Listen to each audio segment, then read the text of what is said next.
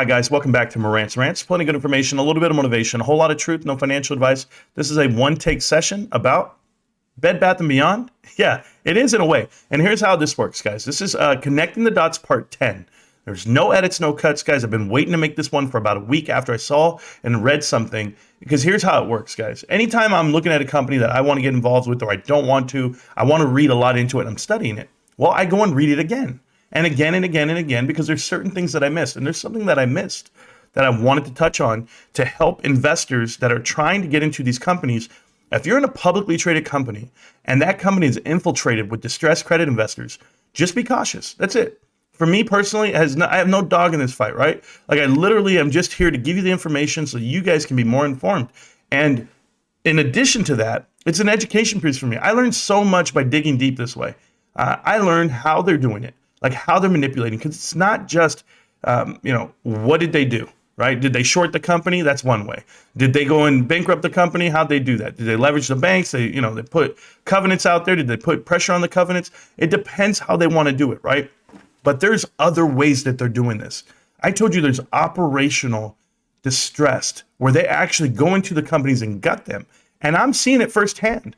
So I'm going to give you guys the info so you have it, and then we'll go from there. But guys, I'm animated, or I'm excited. I'm all of the above, because it's shocking that people are not reading into these decisions that are changing your investment strategies. And they should. Guys, listen, I do this, like digging deep this way. And I literally go to companies and I say, okay, is anyone in this company that I don't want to be involved with? That's the way I do it. And I'm happy to be involved with GameStop. Obviously, it's all over the walls, but that's because there's nobody there that can break it down from being a successful company. When I look at Bed Bath & Beyond, AMC, HYMC, and numerous other companies like Kohl's, yes, even Kohl's, they're on my radar where I'm like, I'm not touching it. So let's go talk about what we're going to talk about tonight. I'm going to take myself off the screen, guys, and enjoy. Part 10. Let's go. All right, guys, this is Russell Reynolds and Associates. If you guys don't know who they are, they're RRA, Russell Reynolds. Connect the Dots Part 10 by Marantz Rantz, and I'll explain exactly why I'm looking into this group and what we're doing. So here's Harriet Edelman. She's on the board of directors for Bed Bath & Beyond. And in addition to that, she worked for Avon forever, and that was awesome. But as you know, Avon's in the same building as Apollo for 30 years, whatever it may be. They shared the same building. But not 30 years. They shared the same building for 9 years, just to be exact. But she was in that building for 20-something years. Anyway, we'll go back to this. Harriet Edelman went ahead and put out this presser, and I read it, and then I read it again. I said, oh, wait a minute, man, because we know things now that we didn't know then. It says here, in addition, Russell Reynolds, a nationally recognized search firm, has been acquired, right? Has been attained to go ahead and look for the CEO. So they were looking to hire a CEO at this point in time when she made this announcement. We now know that the interim CEO at the time, who was Sue Gov, is now the official CEO. And Sue Gov, I believe that's what it is, not Gov. I apologize, she's not the governor. Sue Gov. No edits, no cuts. You guys know the way this works. So Sue Gov, who I feel was put there by private equity for the reason that she's there. Now, these guys hired a firm to go and, headhunt for that position. And they in turn agreed that they should hire Sue Gove. To me, that's a red flag, because she's the only one on the board of directors, the only one that's part of Bed Bath & Beyond that has ever cashed a check from Apollo Global Management. Literally cashed the check. They have paid her in the past. She's been on the board of directors for their company. Now, we'll go ahead and go down and we'll see exactly what this means for Russell Reynolds. I want to look at this company and I want to break it down, because they're the ones that gave the nod to Sue. And I wonder why. Let's go to the first guy. His name is Gardy Bannister, right? And as I look at this guy, he has numerous ties to oil and gas companies. He is with the Area Energy LLC. Now, when you look at these guys, they're massive, okay, guys? They are massive on that front. Dow Inc. is formerly Dow and DuPont, and he's on the board of directors there. And Enbridge on the board of directors there. So he's worked with Marathon Oil. He's been with Enbridge, and he's been with Russell Reynolds and Associates, and he's also been with Area Energy. You see all the ties that he has across the board. We're going to see who's tied to him, right? Let's see exactly what type of influence anybody could have over this gentleman who's going to pick the next CEO of Bed Bath & Beyond. First, CPP Investments partners with IKAV, and they acquire Area Energy, the group that he was just the president and CEO of. Now, who is CPP, and why did they partner up and buy these guys? Well, CPP, if you guys don't know, that's the Canadian Pension Plan Investment, I believe it's investment board, something like that, has almost $3 billion in capital committed to Apollo private equity funds. They actually are large in the Apollo portfolio. Okay, and as I look down, I go down the next one here. It's going to tell you the Canadian Pension Plan Investment Board announced today that the commitment of $150 million to Apollo management will be invested over the next 5 years. Okay. Additionally, guys, Apollo has $3.8 billion on these funds on this one, but these guys have $130 billion within the next 10 years under management, and they are committing money all over the place to private equity, and that would be to Apollo. So CPP has direct influence over Apollo. They just happen to buy that company, Area Energy, right? Just happen to do it. And this guy's involved on the deal. What's the next guy? He's on the board of Enbridge. Enbridge, I didn't know who they were at first, but when I looked them up and I did the research, they're the last oil line coming from Canada to the US. This is part of the Trump deal. And these guys have tremendous influence. So when I saw that he's on the board of directors with that, it was weird. I was like, okay, so Enbridge, what do they do? Well, you can look right here. Enbridge, they bought a green power firm, Tri Global. If you guys don't know who Tri Global is, well, Tri Global was owned by Apollo. Okay, so Apollo's part of the fund, and it says right here, and I'll go ahead and take this down so you guys can see where my mouse is. And it says, following the acquisition, Great Bay Renewables LLC, which is currently controlled by ARR, and certain funds managed by affiliates of Apollo Global Management, they're going to get $46.5 million out of that deal. Apollo is. So yes, direct ties. That gentleman right there is on the board of directors on Enbridge, who has direct ties to Apollo because they went ahead and bought out Tri Global. I know, a lot of influence. Now he's on the board of directors. Let's go back to him really quick. He's on the board of directors here for Marathon Oil. Guys, Marathon Oil influence is so strong. I was scared to even look them up. Like, it's that big. I didn't know it was that big. But this is AA, and it's not Adam Aaron. I just don't know how to say his damn name. Okay? But this gentleman here is with Saudi Aramco, whatever they are. That's some oil company from Saudi Arabia, right? He's on the board of directors for them. He's on the board of directors at Marathon Oil. Do you know who bought out that Saudi portion of oil? Apollo. Apollo led the group for $10 billion, and they bought him out in Saudi Arabia. So, yes, direct ties to Apollo. Next on that board of directors over there is an actual senior advisor for Apollo Global Management. That is his job. It is the former senator of Indiana, Evan Baugh. Marathon Oil, guys. Huge influence over what gets done. You mean to tell me these guys can't call their beloved friend? They can't call Bannister and say, hey, man, this is who you need to put in line at Bed Bath & Beyond? Because we know you guys are the firm that they're hiring to do it. And I wonder why they hired them. As I go down, Edward G. Galante. Edward was part of ExxonMobil Corporation. He's also part of a company right here, and I believe it's called Cleansey Corporation or something to that effect. As we look at him, just know that the ExxonMobil and Apollo Education Group, they've donated money to the same organizations. They've been at the same committees, and they do these sponsorships, for a Center of Excellence in Education. So I thought this was wild. Because if you look at his chart again, I don't want to skip past it. It says here that he is on the board of directors as Artis Naples. Okay? He's on the board of directors of Artis Naples. Check this out. I just happened to look this up. I don't know why I did, but I did. Artis Naples is here. The Philharmonic Artis Naples. He's on the board of directors there. Okay? This guy. Do you know what's across the street? Walk across the street, guys. This yellow line right here. When you walk across the street and you see this yellow line, I'll let you know who lives in these buildings. Apollo Global Management, Miami-based Square 2 Capital, and Stillbridge Capital. That's who's in these buildings here. He just happens to be on the board of directors of a building across the street from Apollo. I know. We'll just call it a coinky-dink. How about that? How about the company that he actually has, that he was on the board of directors to, this Clinese, whatever this guys are. Private equity tried to buy them out. Did they? I looked at it and I saw that private equity, 3 different firms, Apollo, Carlyle Group, and Advent International, they all were bidding on this company. It seems like they were bidding it up, and they let these guys buy it for more. They didn't hurt themselves at all, but look at the company they bought, DuPont. DuPont is actually part of Dow. The board of directors of Eugene, he's over there, that guy. And I say Eugene because that's what it reminds me of, a nerd with these glasses. Eugene, but his real name is Bannister Jr. Gardy. He actually is on the board of directors of Dow. Dow Inc. is actually DuPont as well. So I just want you guys to know how big the ties are and how they all go together. So that's all part of Marathon Group and the board of directors that he's partners with. We're just talking about him, but we'll go ahead and look at one more at Marathon Group. She's right here, Kim K.W. Rucker. And as you look at her, she's part of Crafts. Don't really care. Kimberly Clark, nope. I'm looking at her because she was a part of Avon Products Inc. So she has influence.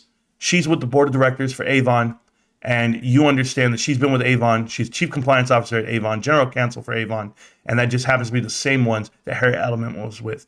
You tell me how these all tie together, and I'll show you exactly why oil is running this whole world. Look at what Apollo has done for El Paso. They went ahead and did a leverage buyout, two $7 billion leverage buyouts in 90 days. And that's a signal to tell you that there's a lot of money in oil. And these guys have influence. Apollo bought the influence that is now in turn on the board of directors at the company that's actually picking out the next board of directors and the next CEO for Bed Bath & Beyond. That's who they hired. But if you read this right here, it says, so it should be no surprise that the value of private equity deals in energy rose $32.2 billion in 2011 versus $16.2 billion 1 year before, and is likely to rise further 2012 thanks to the group from Apollo. This is oil telling you thank you. So you don't think oil's willing to do whatever it takes? Because this man right here is oil. And he's willing to do whatever it takes to please Apollo at this point because he has direct ties. But hey, we'll go deeper than that. We just don't want to go with, hey, you called him, he called you. Let's go a little deeper because we can. Let's go to the CEO of Russell and Reynolds. Russell Reynolds Associates, their CEO is Konstantin Alexandrodakis. Now, that's a long name. I got you. This guy right here, as I look at him, I was like, wait a minute. He's worked for Towers Pernin. Now, Towers actually has their name changed. In addition to that, he worked for Hostway Corporation. I think he worked for Hostway and Towers. Okay, and now he's here with Russell Reynolds, the CEO. Well, Hostway. We'll go to Hostway first. Hostway went ahead and changed their name. You guys got to know that part. But they had a deal with Pamlico. Is it Pamlico? Pamlico and Little John and Company. Little John and Company, guys, I don't know if you remember, I think it was like part 4, 3, 2, 1, somewhere in that part of Connecting the Dots. They came up. And why did they come up? Because Little John comes from direct ties of Drexel, Burnham, and Lambert. That's where they originated from. They're all from the same root, guys. So if Little John's with Hostway, obviously they know that this guy, they have influence over this guy because they know about him, right? And I'm just letting you know that in the Pamlico, don't worry, Pamlico and Apollo, you know damn well they've done deals. And here's one right here. Apollo Global Management acquires Express Energy Services, and that was from Pamlico Capital. So talk about influence, they have it. Apollo Global Management funds to buy Aspen Insurance for $2.6 billion. And who do they do it with? Willis Towers Watson. Willis Towers Watson has changed their name. They're originally this other guy, the other name, which it was right here, Towers Printing. How do I know they changed their name? Because I did my homework, guys. That's all it was. And of course, they got legal advice from Sidley Austin, which, I don't get too caught up in lawyers because there's only so many that can actually do these deals. But this just proves to you, and as I even called this guy out here, Brad Livingston, private equity specialist, Apollo Global has hired Brad Livingston, and he comes from 14 years at Willis Towers Watson. So that's pretty awesome that they're hiring guys from the firm. And but I don't want to get too caught up into it. I want to get to this guy, Eric Daniels. How you doing? Now, Eric Daniels is on the board of directors for Russell. Okay, when I'm looking at Russell, guys, and I'm telling you, I've gone through all of them. So far, we've gone through the board of director. Okay, the independent chairman of the board, who is Gardy Bannister, who has direct ties to oil and Apollo the whole way through. Reynolds and Associates, they're going to have the next guy, the CEO, who's Constantine, right? And I believe that's his name. I forget his name already. Constantine, yeah. I think that's a tight-ass name, to be honest with you. And now we're going to go to the third person that's on their board, and it's right here, Eric Daniels. Hard to find Eric Daniels, guys, because his real name is John Eric Daniels. And I was looking for him, and I'm saying, okay, what the hell's going on? Well, he used to be with Lloyd's Banking Group in 2011 before they collapsed. Guys, who do you think bought Lloyd's Bank? Who do you think bought the investment portion of that bank? Apollo buys $419 million of Irish home loans from Lloyd's. This guy did the deal with Apollo himself. You think this is a hard phone call to make? He sold them right here. Lloyd sells distressed Irish loans to Apollo for 90% discount. That's you, Eric Daniels. You did that deal. In addition to that, you're the senior advisor for CVC Capital Partners. I wonder who CVC Capital Partners is. We'll go right here. They announced sale of Tamlico, whatever they are, and here you go. Where did they get the funds from? They got it from Apollo Global Management. They did an additional deal. Apollo Global Management, CVC Capital, sell Brit to Fairfax Financial, $1.88 billion. Numerous deals with Apollo. This guy right here, and you're telling me Apollo couldn't make the call? Hey, hire Sue Gove. She's in there for us. That's who we put in there. Yeah, I think so. That's why they didn't go look for a CEO, but they hired these guys. Simone Meme. How you doing, Simone? When I was looking at her, I thought everything was good. She has long longevity with 2 companies, 27 years. She's been on the board. She's everything. Except now I see that she's on the board of directors with Johnson Controls. And I'm like, no way. Don't do it. Don't do it, Simone. And of course she did, because Johnson Controls and Apollo Infrastructure joined forces. And that's exactly what happened. They're more efficient. They have a deal going, and they're going green with Iconic Blue. Partnered up. Johnson Controls and Apollo have a partnership. They have total control. Okay, guys? I want to tell you this. Apollo has total control over the company that's picking out the CEO of Bed Bath & Beyond. When are you guys going to believe this?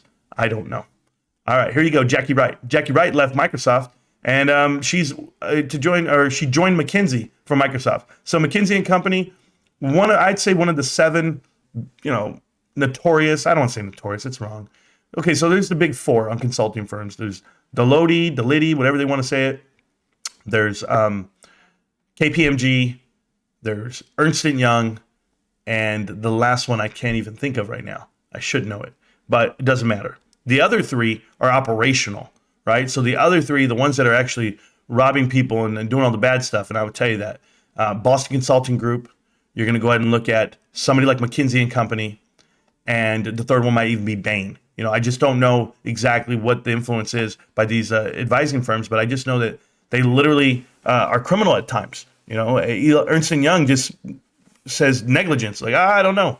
There was Arthur Andersen. They were actually part of the top 5 back in the day, but Arthur Andersen crumbled with Lehman Brothers. When Lehman Brothers went out, this is why you ever see the CEO signature and the CFO signature at the bottom of the page, like for every filing? It's because of Arthur Andersen, because Enron CEOs, did I say Lehman? I didn't mean Lehman. I meant Enron.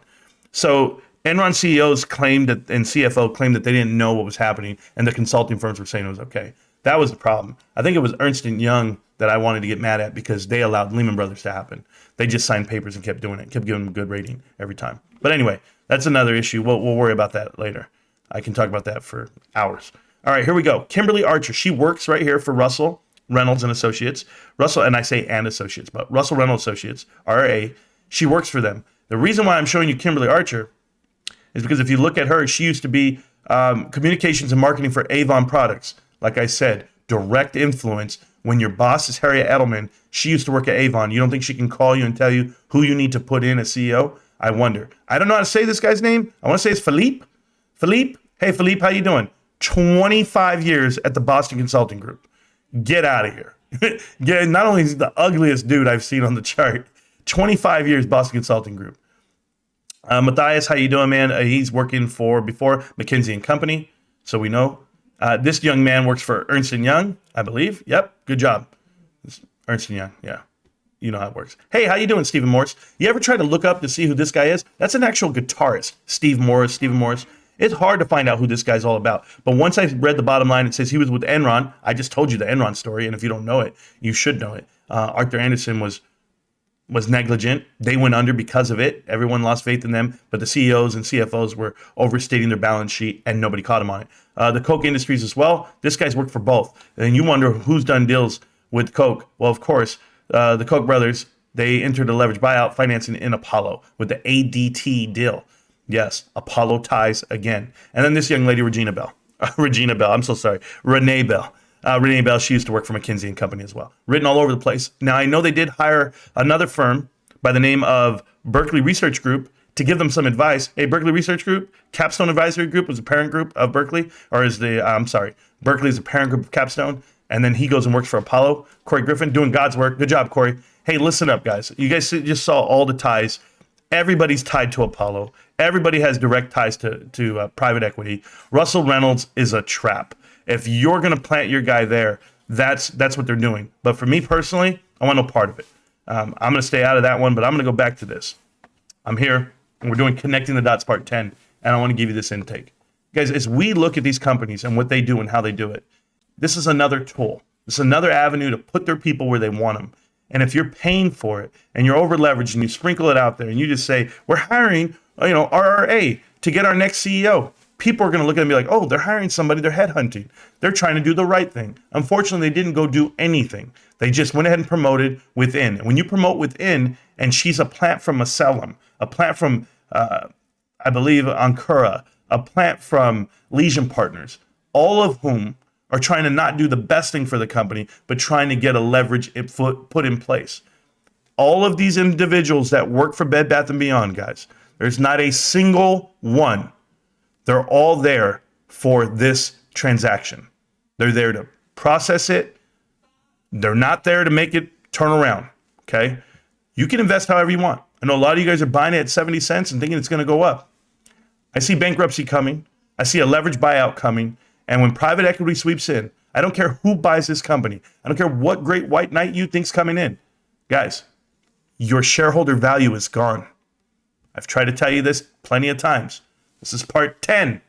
I'll find another day off to make part 11 real soon. All right, guys, GameStop. Can't stop, won't stop, GameStop. I'm going to see you around, millionaires. Hey, let's dance. Peace.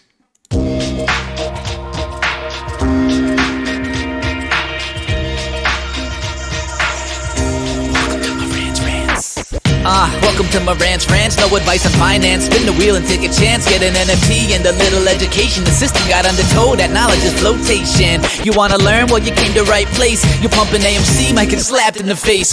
Get your due diligence, know who the villain is. Don't be a sheep when the shepherd's carnivorous. So come learn, laugh, and maybe you win big. And listen up, y'all, the wheel is not rigged. Everybody get a chance in the live chat. Kyoto spin wheel, you win just like that. Retail fight back and this retail winning. Y'all just wait, man, this is just the beginning. All fellow simians, GME group singing the truth. We just chillin', infinity pool swimming. So welcome to Marantz Rantz. A lot of knowledge but no advice on finance. Don't even need pants, you can tune in naked like Henry the Mayo Man. Internet's most hated. Don't wanna lose your money, then it's time for you to listen. If you're ignorant, invest in AMC, a superstition. The stream about ready, they told us to don't dance. I do what I want. Welcome to Marantz Rantz. Welcome to Marantz Rantz. Welcome to Marantz Rantz. Welcome to Marantz Rantz. Welcome to Marantz Rantz. Welcome to Marantz Rantz. Welcome to Marantz Rantz. Welcome to Marantz Rantz. Welcome to Marantz